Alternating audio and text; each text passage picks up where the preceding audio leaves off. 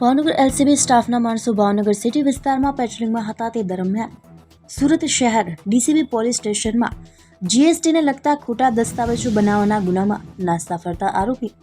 કાદર ઉર્ફે પપ્પુ રફીકભાઈ ઉમરાણી રહે પ્લોટ વિસ્તાર મોટીપા રોડ સ્કૂલ પાસે વર્તેજવાળા અને હાલ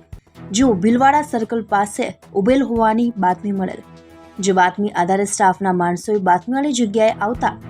કાદર ઉર્ફે પપ્પુ રફીકભાઈ ઉમરાણી ઉંમર વર્ષ 40 નાસ્તો ફરતો આરોપી હાજર મળી આવેલ. લોકલ ક્રાઇમ બ્રાન્ચ પોલીસ દ્વારા ઉપરોક્ત શખ્સની અટકાયત કરી